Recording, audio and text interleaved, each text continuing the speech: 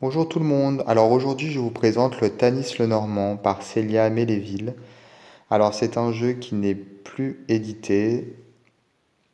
Apparemment, il va y avoir une deuxième édition qui va sortir l'année prochaine. Là, il s'agit de la première édition qui est sortie en 2017. Alors, je découvre le jeu en même temps que vous, puisque je l'ai reçu, je l'ai acheté d'occasion. Je l'ai juste reçu et je ne l'ai pas encore regardé. Donc comme ça, je reste assez objectif. Je ne l'ai pas utilisé non plus. Donc, l'édition est signée et numérotée. Celle-ci comporte le numéro 18 sur 1000 exemplaires.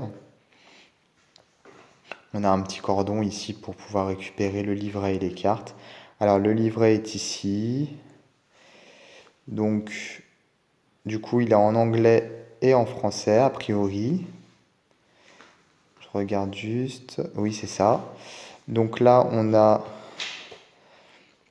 composition des cartes, le significateur. En fait, c'est un Lenormand, donc ça doit être vraiment avec la base du Lenormand en termes d'illustration et en termes de signification des cartes, j'imagine. Alors, on a donc les significations ici, carte positive neutre, mots-clés, spiritualité, corps et bien-être, notion de temps. Et ensuite, on a un petit texte à la première personne. Bon, pourquoi pas. Bon, je suis pas sûr que le petit texte soit très très éloquent, mais c'est quand même sympa d'avoir rajouté quelque chose en plus.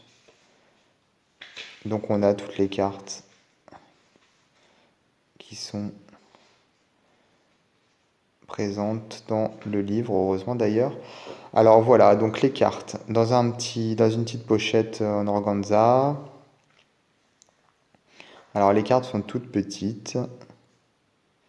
Donc on a une carte de présentation et ensuite on a en français ici toutes les cartes avec des mots-clés. Alors ça c'est bien par contre, qu'elle ait rajouté une carte avec les mots-clés, je trouve ça bien parce que ça permet, si on a un doute, de regarder rapidement, on n'est pas obligé de chercher dans le livret. Donc les cartes, comme je disais, elles sont vraiment petites, hein. Elles font la taille d'un doigt, donc elles sont pas très grandes. Mais les Lenormand en règle générale sont petits, donc c'est pas choquant. Donc là on a le numéro de la carte, là on a la correspondance au niveau de la carte à jouer. Donc les cartes, les illustrations. C'est très joli, ça fait penser à un univers un petit peu enfantin, comme les livres pour enfants d'ailleurs. Alors il y a certaines cartes que je préfère à d'autres, parce que certaines ont l'air vraiment d'être des tableaux et d'autres plus des... Enfin on sent qu'elles ont peut-être été retouchées, on a l'impression que c'est plus numérique. Enfin c'est l'impression que ça donne, hein. Je sais pas quelle technique a utilisé l'artiste, mais voilà, il y a des cartes qui semblent plus... comme si c'était des représentations directes d'un tableau.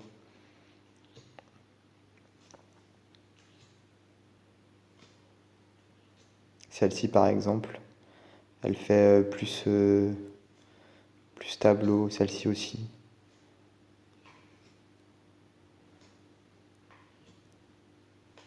Les autres ont l'air, certaines ont l'air un peu plus numérisées, enfin pas numérisées, mais retravaillées numériquement, très poétiques, et les couleurs sont très douces. On a deux cartes hommes, donc un homme de couleur blanche et l'autre noir. Pareil pour les femmes.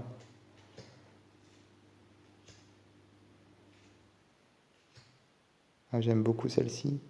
Elle est simple, mais elle est très jolie. J'aime beaucoup le tour des cartes. Celle-ci aussi. C'est la réponse finalement. J'aime beaucoup aussi. Celle-ci aussi est très jolie.